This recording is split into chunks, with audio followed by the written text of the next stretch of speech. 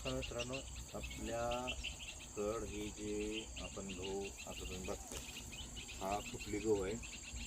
याची पेरणी आपण 15 ऑक्टोबरला केली होती. पण आता बाकीचे ज्वारी काढायच्या टाईम असल्यामुळं हे गव्हाला आपण काढलं नाही. अवकाळी पाऊस आतापर्यंत 2 वेळा झाला, 2 वेळा हा गहू भिजलाय. सगळा गहू जो आहे तो पडलाय. पण याच्यात एकाही लुंबीचं नुकसान झालेलं नाही. जर एक जरी ह्यातली लुंबी काढली चोळली तर आतलं जे ह्याची खपली आहे ती आहे अशी पूर्ण सुरक्षित आहे.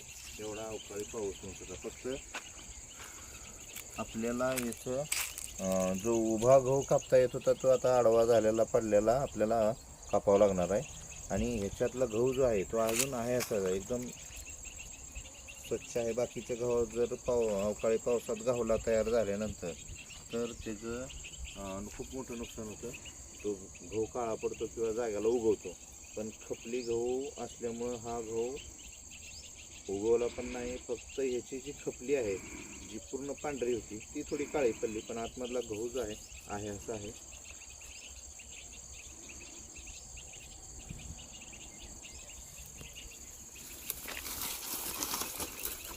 ही एका लुंबीतलं खपली आहे. एका ह्याच्यातलं आतलं बी बघा, एकदम आहे असं पूर्ण टकाटक.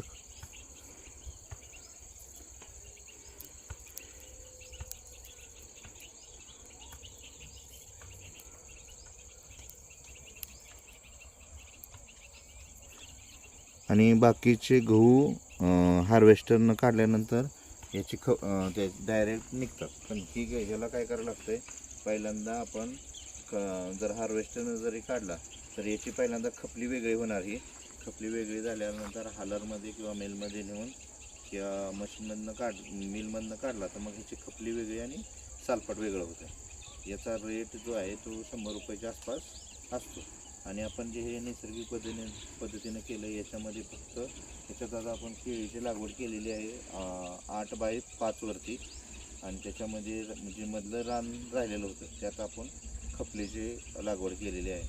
आणि हे SRT पद्धतीने केलेलं आहे. म्हणजे ह्याच्यामध्ये आपण जे गवत वगैरे येते ते पण काढत नाही. पेरणी केल्यानंतर डायरेक्ट पाणी द्यायचं आणि ज्या वेळेला आपलं पीक तयार होईल त्यावेळेला ते काढून घ्यायचं. राहिलेला जो सगळा पाचोळा आहे तो रोटावेटरनं 2 वेळा रोटावेटर मारून त्याचं बेड तयार करायचा. म्हणजे ह्याचा जो काडीकचरा आहे तो पूर्णपणे तो बेडमध्ये कुजला जातो. त्याचा आपल्या पिकाला पण खूप फायदा होतो. आज